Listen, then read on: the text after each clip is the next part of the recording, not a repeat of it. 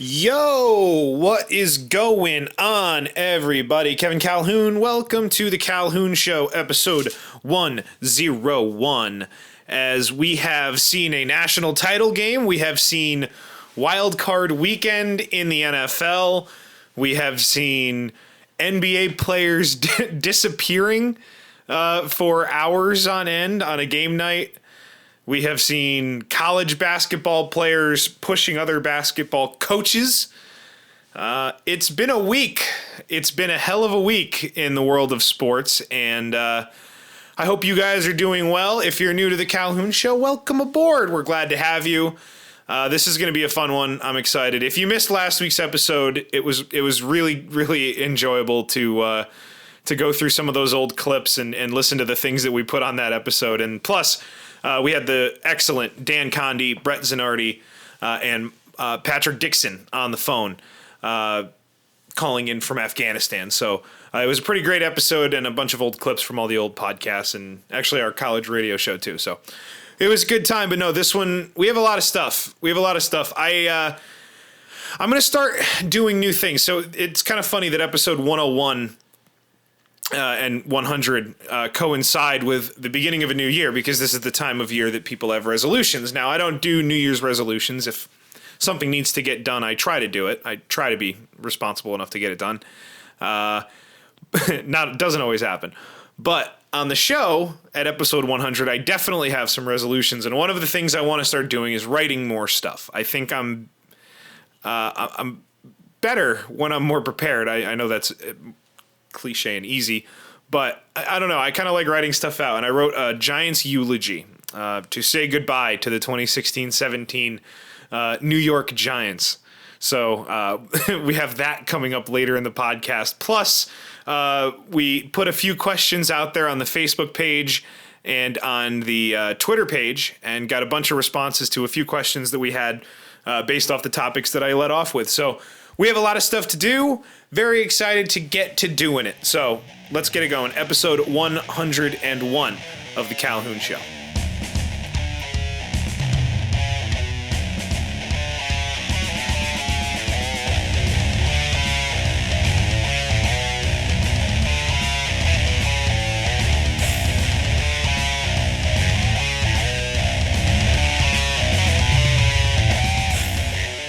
As always, you can follow the show on Twitter at Calhoun Show and email the show, calhounshow@gmail.com. Like us on Facebook, subscribe on YouTube, and you can listen to the show on iTunes, SoundCloud, and Stitcher. And now all the episodes go up in completion on the Calhoun Show's YouTube page as well. I think a day after they go out on iTunes and Stitcher and SoundCloud. So definitely go check those out. In the voicemail line, 860-740-2119. So, like I said at the top, I mean, it's a hell of a week. Hell of a week in sports. The NFL was not good. I mean, it really was not a great weekend for the NFL. The only game I missed was Detroit-Seattle, which was the only game I think I really got right last week. I'd have to go back and look or listen, I guess, to see what I predicted on the show. But it just was an ugly weekend. They were all blowouts. The quarterback matchup in Houston and Oakland, I mean, we thought it was going to be bad, but it turned out that Osweiler was okay and Cook was just, I mean, not good. Delicately. I mean, the kid's 23 years old. I'm watching it with my little brother, and he goes, "Oh my God, he's my age." And I was like, "Oh no, I'm 3 years older than you. How's life working out here?" But, you know, I mean, it happens. It's his first career start, but that was ugly. Aside from the J.J. Watt cutaways, those are always pretty. We all know that. J.J. Watt is a fan of the camera, if you're not aware. J.J. Watt does enjoy being photographed. You can take video of whatever he's doing. He would love to work out in front of you, and he works hard, and he'd like you to know. So there's your J.J. Watt rundown in case you'd forgotten. He's been injured for a few weeks now. So so that game was bad. Detroit-Seattle, I thought it was going to be a blowout. It was. Obviously, Pittsburgh Miami was over really before it started. I thought the Dolphins had a shot. I really did. I thought Moore was playing well. I thought he played well in that game, but the Dolphins defense was they weren't competitive, right? That's the only way to look at it. At least in the first half, they were not competitive in that game. And I'm loving that the new focus is on Le'Veon Bell's running style. Like that's going to be something that people that current backs in the NFL are going to be able to do. I look at it differently. I think we're going to see maybe 3-4 years from now, a lot of running backs that are capable of doing that. But that seems like such a head of evolution thing that he's able to do. That level of patience doesn't seem like something that you can teach. And it's cool that it's starting to get nationally recognized because he's been doing it in Pittsburgh for whatever number of years now. So that was a good game. And Pittsburgh, Kansas City, I really think is going to end up being the best game next weekend. New England, Houston, blowout. Green Bay, Dallas is great. And Seattle, Atlanta, I'm curious to see if Seattle can hang in there offensively, because we know Seattle's defense is good, but Atlanta's offense is really good, like really, really good on a historical level. Matt Ryan, I believe this year set the new record, or at least tied Brady's record for yards per attempt in an entire season. He was close going into week 17. So. Just a historic season for the Falcons, and no one really talks about Atlanta. And I think it's because Atlanta hasn't been good in the playoffs in so long that, we've seen, Brett and I were talking about their 24-2 loss. I think that was the score to the Giants. And, with the year they had home field, and it was the Tony Gonzalez retirement tour. And Brett and I went over this a couple weeks ago or last week, but I think we have to see them do it, and they'll get on everybody's radar if they beat the Seahawks, obviously, if they reach the conference title game. But the interesting dynamic with the Falcons is that we're not talking about them right now, and we will be before the Packer-Cowboy game kicks off because they'll be done. So we will have watched them play, and Atlanta will be a little more on the radar if they win. But really quickly, and we can see Green Bay winning in Dallas. So before you know it, you might end up with Atlanta hosting with a chance to go to the Super Bowl, and it's going to sneak up on everybody. Atlanta's the forgotten team here. It's Seattle's offensive line. Can they hold up? Is the running game for real? And can the Packers win without Jordy Nelson? What are they going to do with the running game? And the Cowboys, 2-week layoff, the rookies, it's finally the chance. And I like to always mention Romo when I mention the Cowboys just to dig it in a little bit. But no one talks about the Falcons. They're just not mentioned. So it's interesting to me. It really is that, if I had to handicap it and pick it right now, I think they're hosting the NFC title game next week against the Packers. So it'll be fun. And on the AFC side, like I said, I think Kansas City and Pittsburgh is a great game. I think that's going to be fun late in the fourth quarter. I think that's the game. That's the one game I can't see a blowout. And that might come back to bite me in the ass. I can see Atlanta dropping 40 on Seattle and pulling away 40-23, 41-23, something like that. I can see Green Bay or Dallas doing it to each other. Honestly, I think if Dallas comes out and Zeke pulls what AB did last week and bangs out 2 quick touchdowns, it might be a really big uphill battle for Rodgers. And I know Aaron Rodgers is the best player in the NFL right now, but that'll be an uphill battle, and that's totally plausible. And then on the other side, Green Bay's defense is competitive in the first quarter, and Rodgers exposes Dallas's defense, which he's going to do anyway. That whole game comes down to, can Dallas put up 40 if Green Bay is really on and puts up 35? You know what I mean? That's going to be fun, but I could see that game being pulled away in either way. But I don't see that in Kansas City and Pittsburgh, and I think we all can guarantee it in New England and Houston. it's just a shame. As a non-Patriot fan, which I think instinctively makes me a Patriot hater, which ironically is not the case because I'm a Giants fan, so I have no reason to hate the Patriots.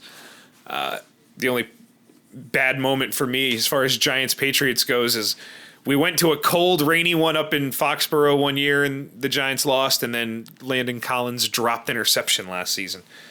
But aside from that, no, I got no dislike toward New England, but they're going to pretty elementarily, if that's a word, elementarily, digging a hole. I think they're going to be perfectly fine against the Houston Texans and Brock Osweiler. I think Belichick will figure out a way. So no matter what, it's going to be a fun weekend. This is the best NFL weekend of the year. It's 2 days and a big block of hours in a row of really important games with all good teams except for the Texans. So we're all winners. The national title game. I mean, we're 11 minutes into this thing, and I haven't gotten into this yet. So here's my first thought with the national title game, and my first thought kind of affects all the thoughts I have after it. So thought number one: if the Super Bowl can kick off at 6:30 p.m., so can the national title game.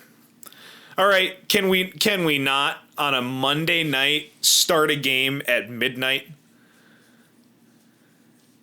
I mean, I know I'm being a little over dramatic, but I looked, it's 10:15 and we're going to the half. I mean, no way. That's the nice part about doing a one podcast a week is I just have to make sure I see everything by Wednesday.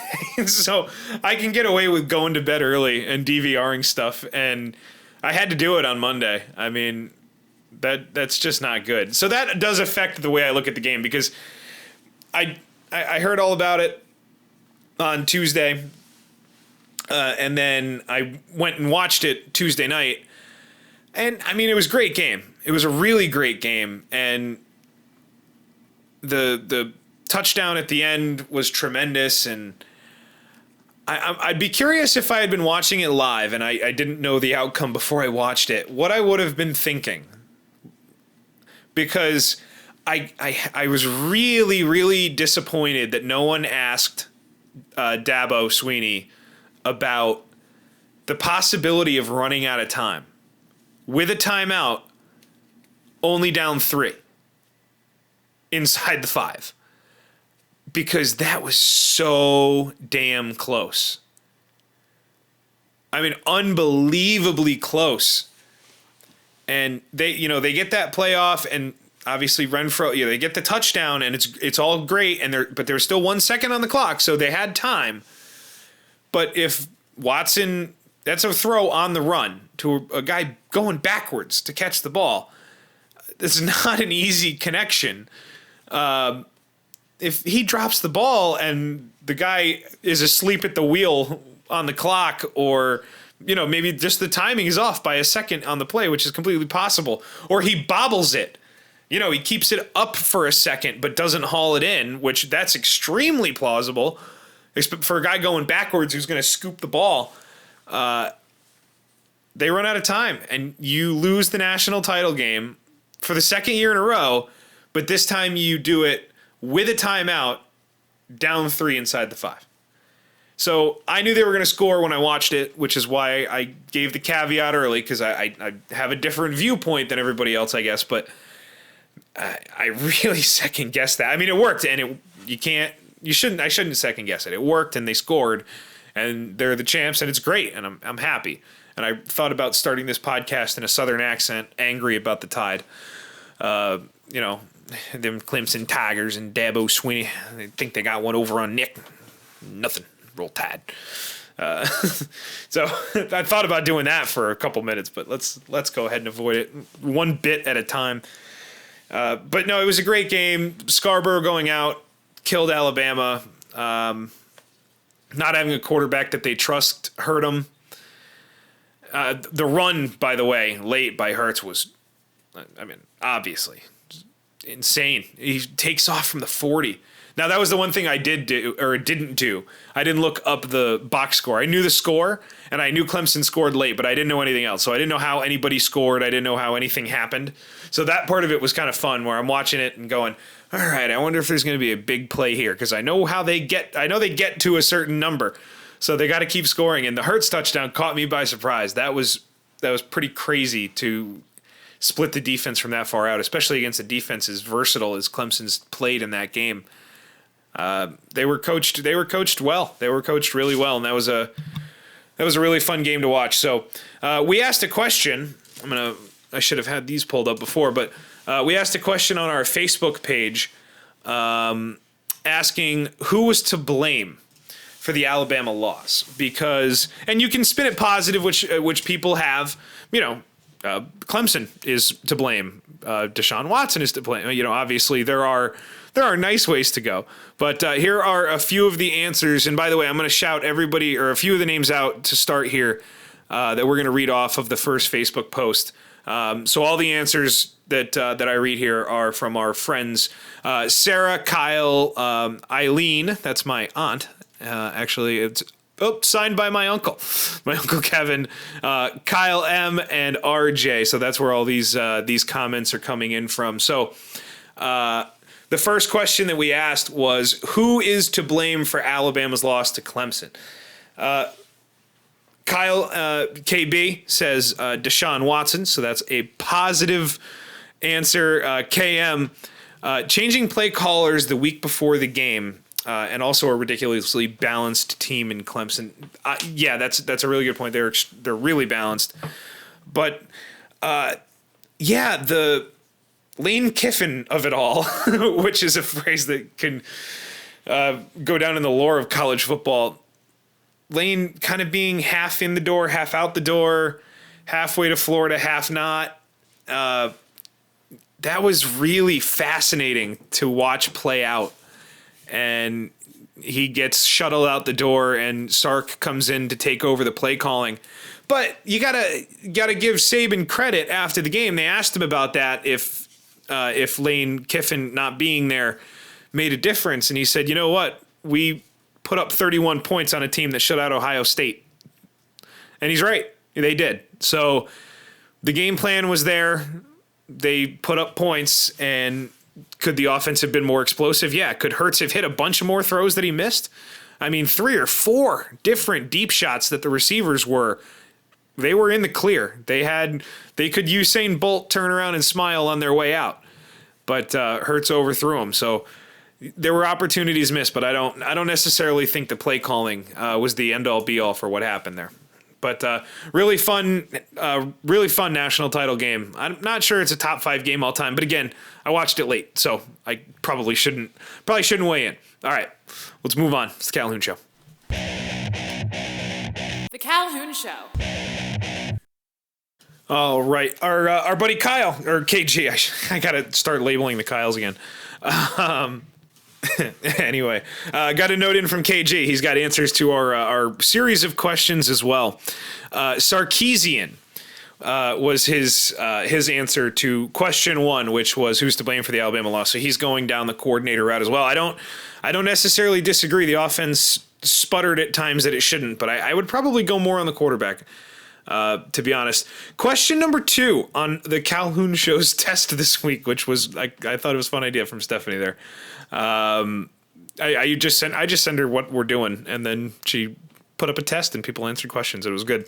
So question 2 was, who is the favorite as of today in the NFL? We just talked about the divisional round coming up here in a matter of days as you guys are listening to this. So we'll go right back to our good friend KG here.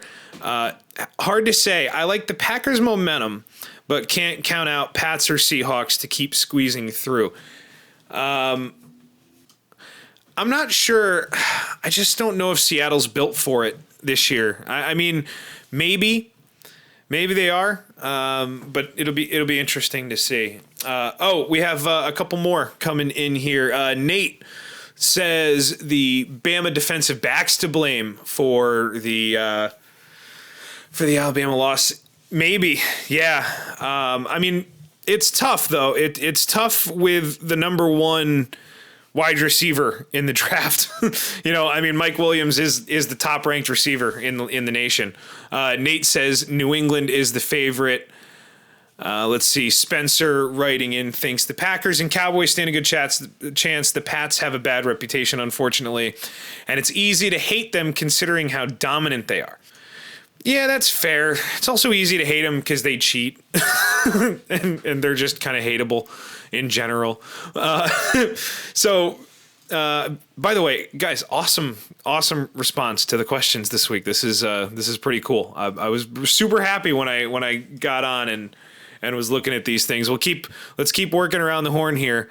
KB, Pittsburgh, the offense is obviously great, but that defense is criminally underrated. There aren't many players on that defense that stand out and make people think I want them on my team. But as a collective unit, that defense is very, very good. They're very good and they're super young. Super young. I agree that they're good. I don't think they're good enough. The Steelers' offense has not traveled well. And, I mean, I like to set things out like a schedule. So I was looking at the Giants, right? Being a Giants fan going into the playoffs, I'm trying to figure out what the Giants are going to do, what the Giants are capable of. So their schedule, if they keep winning, in all likelihood, was at Green Bay, at Dallas, at Atlanta versus New England. That is a really, really almost impossible schedule to win. 3 straight road games, and then against New England, more than likely, obviously could be one of 3 other teams. Sorry, Houston. But that's the likelihood, and that seems unlikely, and naturally the Giants didn't even get past the first one. So if I'm looking at Pittsburgh, their schedule is at Kansas City, which is a very difficult place to play against I think, also criminally underrated unit, which is the entire Kansas City Chiefs team is criminally underrated. And then at New England, and then versus, who knows, Atlanta, Seattle, Green Bay, Dallas. That's a very, very difficult schedule, and they're not back at Heinz Field anymore. So, I don't know. Pittsburgh, obviously it's possible. Kevin writes in, the New England Patriots, best quarterback in the league, best core of running backs and wide receivers, and a solid defense. That's interesting. We were talking about that last week with how deep that group goes with Blunt, White, Lewis, Amendola, Edelman, Floyd, Bennett. The list goes on and on with these guys. Hogan, that's one of the bigger names now. They're really, really deep. You can stack up some talented personnel groups, though. I can tell you pretty handily that I'll take Pittsburgh weapons over New England weapons. Because I get Bell and I was thinking of Pittsburgh backfield a couple of years ago. I get Bell and Brown, and Bell's way better than Blunt, who's New England's running back, and Brown is arguably the best receiver in the league, definitely one of the top 5, and Bell's top 2 running back with David Johnson. So I like Pittsburgh's weapons the most. And let's see, KM, Pats because cheating wins. Yeah, see, Kyle's got it. Kyle's got this stuff on lockdown. Question number 3 on the Calhoun Show's list was FIFA is terrible, discuss. FIFA is expanding. Now, you guys know me. There's nothing I love more than soccer. And there's nothing I love even more than someone telling me that a FIFA tournament, which, by the way, this news affects me not at all because I don't know how many teams were in FIFA before. But now there's going to be 48 teams that make the World Cup. The only reaction I have to this personally is that, cool, now the U.S. has a better chance of making it. Hooray for us. Now I leave it to the actual soccer people. Sarah says, there is nothing to discuss. It is like saying the sky is blue. Please discuss. KB says grass is green. Kind of along the same lines. KM, big fan of the expanded format. Still the most corrupt association or sport the world will ever come to know. Okay, so Kyle doesn't hate 48 teams, but Kyle is definitely not on board with FIFA. Let's see. Nate says FIFA, yes, but go USA. Spencer says FIFA's terrible. The organization that is, the corruption with the World Cup and all that jazz. The sport can be an athletic spectacle and thrilling with suspense. I just wish faking an injury wasn't a strategic move. I agree. I agree with that. And then KG comes in with FIFA is all about the cash, ruining the beautiful game. So much corruption. It's insane. No accountability. Players, former players should take it over or be more represented. So, FIFA is a really hateable organization, obviously, with the way they're run and Sepp Blatter and all that nonsense that's happened in the last 2 years. So, I wanted to have the FIFA thing there because I don't know how to talk about soccer very well, but everybody else seems to. Now, the last one it was a big story a couple weeks ago, and I ignored it. I thought it was a non-story because I understand how this guy feels sometimes, and I just completely left it out of my head and didn't bring it on the show, at least not for more than a couple minutes. I think I did mention it, but didn't want to spend a lot of time with it, didn't want to dive into it like everybody else did. So that's the Grayson Allen thing, because I get getting pissed and kind of losing it and flying off the handle. I've done it before. I'm not proud of it, but it's happened a lot. So with Grayson Allen, I got it, but now he gets the 1-game suspension from Coach K, and he sits out, and he comes back, and he gets kind of run out of bounds, chasing after a ball. And if you didn't see the video, he pretty clear. And by the way, if you don't know who Grayson Allen is, he's the Duke guard. He's the token white guard at Duke that everybody hates, except he actually has earned it. So he is chasing after a loose ball, and he kind of falls into, I think it's the Virginia Tech bench, and shoves an assistant coach, just pushes him down as using his momentum into him. And, it was quick, and he's in and out, and he's back on the floor, and the game continues. And then you look at the video, and you're like, wait, did he really? Again? And 1 game after getting a suspension for tripping, being a serial tripper. He can't stop tripping people on the basketball floor, and now he's going to be pushing coaches. I don't know, it's getting silly. So we were asking about Grayson Allen and also Skip Bayless. I try not to talk about people I don't like in the sports world, in media, stuff like that. I don't want to burn any bridges. Fuck Skip Bayless, though. He put on Twitter the other night. First, he's roasting Deshaun Watson. Roasting him throughout the first half. I don't follow Skip Bayless, by the way. These are all things that I see Deadspin post or Awful Announcing post. I follow those sites. I don't follow Skip Bayless. And he's roasting Deshaun Watson, and then before his Tuesday morning show on FS1, he puts Nick Saban is overrated. FS1, 10 a.m., 9 a.m., 11, whatever the goddamn time is they go on. But yeah, Nick Saban's overrated. He's won five championships, and he was 1 second away from a 6th one, and he hadn't lost one yet. Yeah, overrated.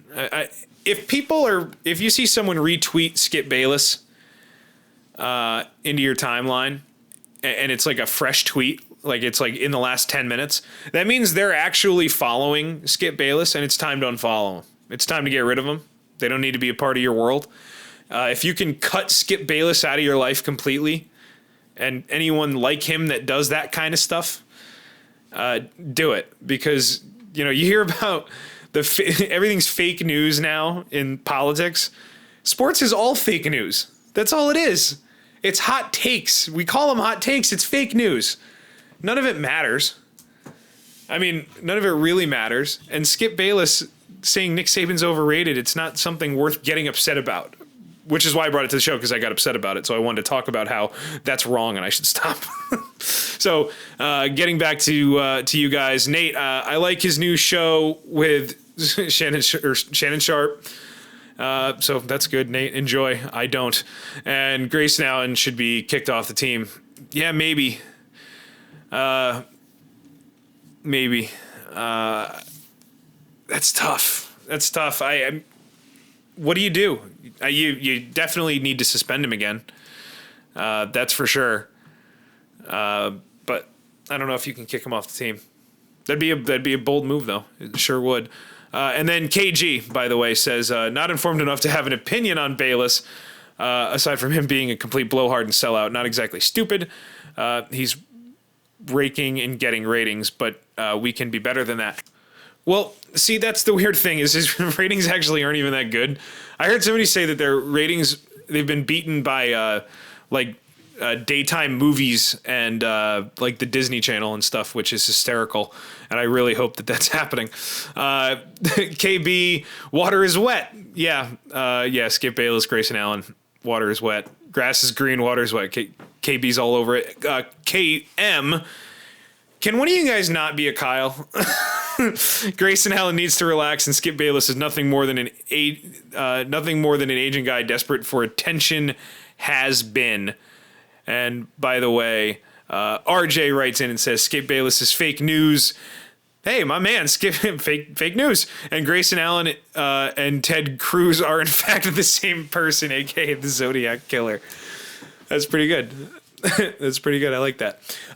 Speaking of listener mail, we have a note here about the Giants, which is going to lead me very nicely into the New York Giants eulogy for the 2016-17 season. This is from Judd on Facebook. Think we officially need to start referring to Ben McAdoo as Mount McAdoo.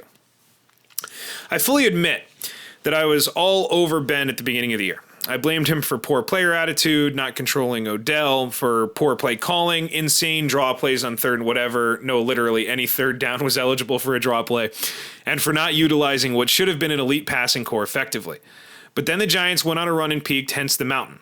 I can't knock McAdoo for an 11-5 season, but we started to descend rapidly last Sunday.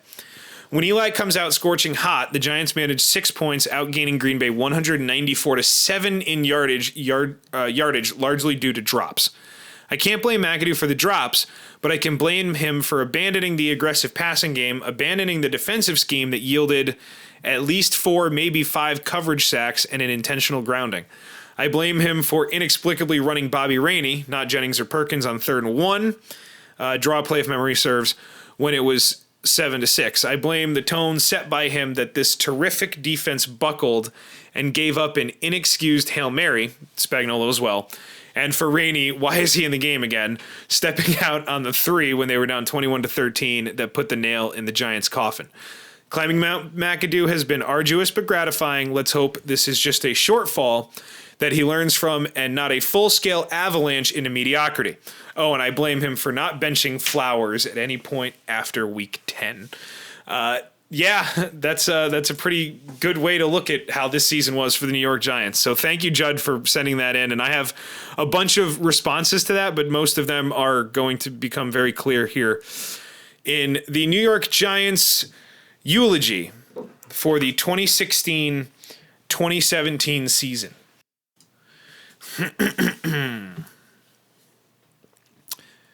The 2016-2017 New York Giants season will be a forgotten one in the future. To be more specific, they've probably already been forgotten by you. So this will be as much a reminder as it is a eulogy. The season started in Dallas, in a rare nationally televised game between the Giants and Cowboys. Ever seen one of those before? Now, the Giants found a way to win that game. And if you could go ahead and just ignore the fact that Terrence Williams forgot to go out of bounds, that'd be great, thanks. The Giants stumbled 3 of the following 4 weeks and found themselves sitting at 2-3, a place us Giants fans have become very used to over the last few years.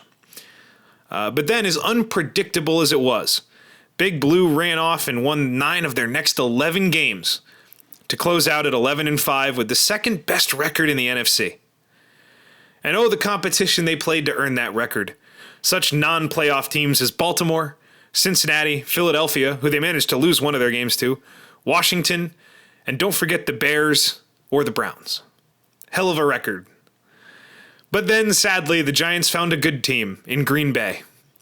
What happened? Should we be shocked? We should not be. Past performance should have told us. In Week 14, the New York Giants could have pulled within one game of the Dallas Cowboys by beating them for a second time. And they did. But it didn't matter because the Giants took a big shit on the field in Pittsburgh 1 week earlier. Now, what did I want? What did most Giants fans want? We wanted two things. We wanted the Dallas Cowboys, and we wanted the New England Patriots. But if we had learned and paid attention, we should have known that this Giants team was capable of getting this close to what we wanted and then leaving us wanting so much more. So I thought it would be fitting to share a couple thoughts about a few different people in the Giants organization to close out this season. Victor Cruz. It is being widely reported that Cruz will not be back with the team next season, which is odd because I'm pretty sure he hasn't been a Giant for the last 18 months. Landon Collins. The second-year safety out of Alabama was a first-team All-Pro selection this year and is a rising star in the NFL. Go Clemson. Rashad Jennings, Paul Perkins, Shane Vereen, and the entire New York Giants running game. I saw that Ezekiel Elliott bought ATVs for his offensive line this year for Christmas. The Giants' backfield did the same, but locked them in reverse because this line has no fucking idea how to drive anything forward. Eric Flowers. Speaking of offensive linemen and the word fuck Eric Flowers. Eli Manning. He's 36, scared of his left tackle, that he's going to get him killed, and he had no running game. Eli gets a pass, but let's go ahead and draft someone who's not Ryan Nassib, shall we? Steve Spagnuolo, defensive coordinator. Thank God this guy already failed at being a head coach. Maybe he'll stay around for a while. Odell Beckham Jr. The electrifying third-year player once again stacked his highlight reel in 2016. He married a kicking net that I'm fairly certain he had sex with, punched a wall in Wisconsin, and hung out on a boat in Florida. It was a very busy year for OBJ.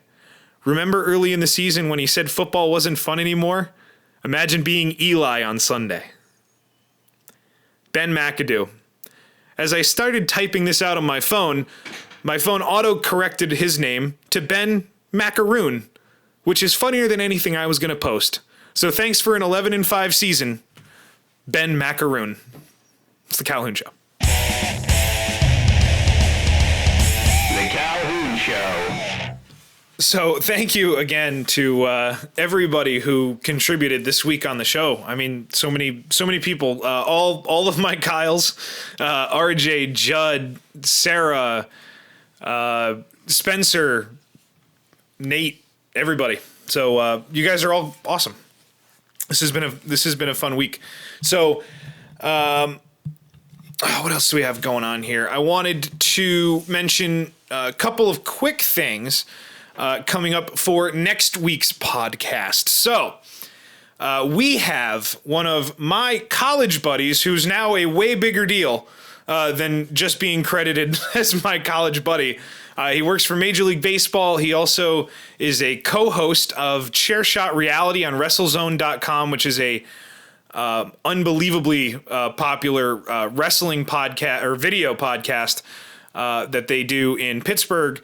Josh Eisenberg will be joining me on the phone next week. We'll talk a little conference championship action in the NFL. Plus, now, I haven't watched wrestling since I was a little kid, but the Royal Rumble's coming up in a couple weeks, and that's the best wrestling thing of the year. So we'll talk a little wrestling, probably go old school, though, because I don't know who anybody is anymore.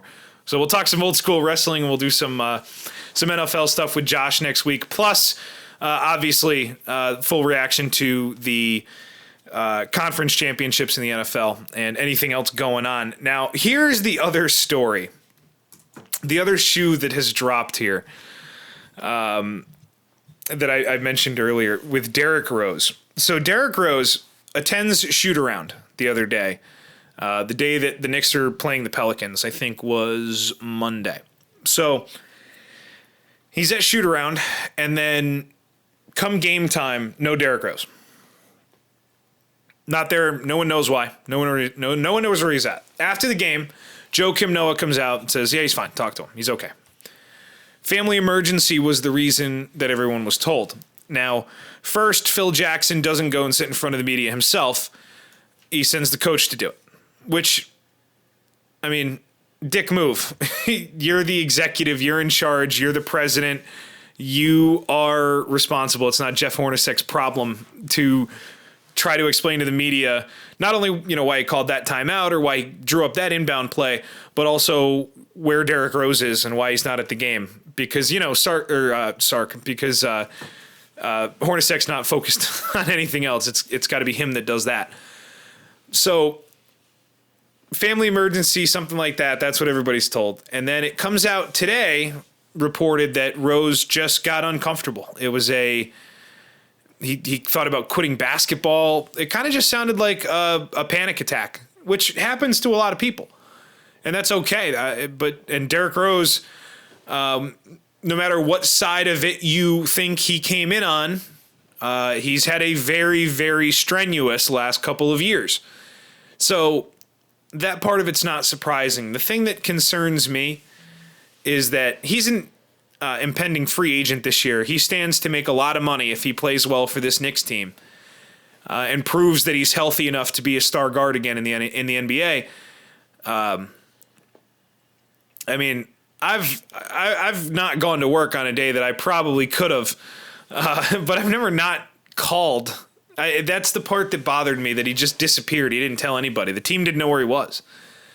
No matter what the situation is, it's, there's got to be a text. There's got to be, because there's a lot of people worried about that guy for a little while there. So, I mean, I don't have an opinion. I mean, yeah, if you want to say the Knicks can suspend him, if you want to say, yeah, he's not a real Knick, he doesn't care, he doesn't want to be here. You can do all that stuff. It's not my style. It's not my thing. I enjoy listening to that kind of stuff, but that's not my deal. I just hope he's all right. And he gets help. I mean, that team's a dumpster fire. It's a shit show. Carmelo doesn't want to be there. He doesn't want to play. Fouling himself out, getting himself tossed. Rose isn't in the right state for tip-off. Joakim Noah just got paid $70 million to score 6 points and get 10 rebounds 60 times in a year, 50 times in a year for you. He's going to get 8 and 10. For $70 million over 4 years. It's ugly. It's really, really ugly. I don't know. I saw one other quick thing. The NHL All-Star teams became public. The captains were known a few weeks ago, but they announced the teams. And I don't know if you remember back to last year, the big story was the fan voting where, and I was a part of it as far as voting goes. I definitely chipped in because I listened to the podcast that started it, which is Merrick versus Wyshynski, Jeff Merrick and Greg Wyshynski. The vote to get John Scott elected captain of the Pacific Division, which worked, and he got in there and he was the captain, and he inevitably scored 2 goals and was the hero of the weekend. But he's just a grinder and a fighter and not, a star hockey player in any means. He was in the minors when the All-Star game actually happened. So they changed all the voting and they changed all the stuff, and now it's way harder to get bad players in. And Jonathan Toews is like 90th in the league in scoring, but because it's Jonathan Toews, he's in the All-Star game. So there's been a lot of people having fun because John Scott wrote a great letter to the Players Tribune last year. And if you haven't gotten a chance to read it, go do it. It still resonates now. But he talks about how somebody from the NHL called him and asked him if his family would be proud that their dad was going out knowing he wasn't a real all-star. So somebody asked if Jonathan Toews, the three-time Cup champion captain of the Blackhawks, somebody saying, I wonder if Toews' family's embarrassed that he's such a bad hockey player going to the All-Star game. I don't know. It's a mess. The NHL can't get out of its own way. They announced that Reebok is either taking over or somebody else is taking over the jerseys next year. So they're doing away with the thirds, the alternates, for at least this season, which isn't a big deal. I saw people really freaking out about it, but even still, you guys can't organize enough jerseys to have each team have an alternate. I mean, this is stuff I don't get worked up over, but I'm on Twitter too much, and I see people get upset. So I take note when people get upset about things that kind of made me chuckle and not be mad at all. which is most of the Twitter world. So I will leave you guys here. This is it, episode 101. Check out all the different social media stuff, the Twitter, Facebook, YouTube, SoundCloud, Stitcher, iTunes, voicemail, all of the different things. And again, thank you to everybody who wrote in. And one quick note, we like to shout out to the people that we like. So our friends over at BC Interruption, you guys have heard Grant multiple times on the show before. They do great stuff over there at Boston College. And I consider him a Twitter friend, I guess. Joe Gravelese, I think I'm getting Joe's name right, is stepping down over at BCI. And I was talking to Grant when we were watching the Ohio State Clemson game about how busy Joe is and how hard he works and what he does. And he works for, the city of Revere up in Massachusetts. And he's writing multiple articles a day about his alma mater. Crazy dude. So congratulations, Joe, for all the hard work that you did over there. I don't care at all about BC, and I still enjoy reading stuff on BCI because you guys do a good job. So shout out to you guys. So that's it. We will talk to you guys next week. Enjoy the conference championship games. There you go. I would like from you to have some wrestling questions for next week's podcast. Sports related, as far as, wrestling and sports kind of coinciding, or just straight up wrestling questions for me and Josh. Josh Eisenberg, WrestleZone.com, will be on the podcast next week. So until then, I will talk to you guys later. If you're new to the show, welcome aboard. Hope you enjoyed it. We'll talk to you next week. Kevin Calhoun here, Calhoun Show.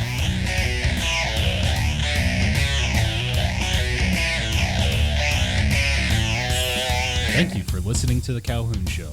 Join the conversation by following the show on Twitter @Calhoun Show and emailing the show at calhounshow@gmail.com.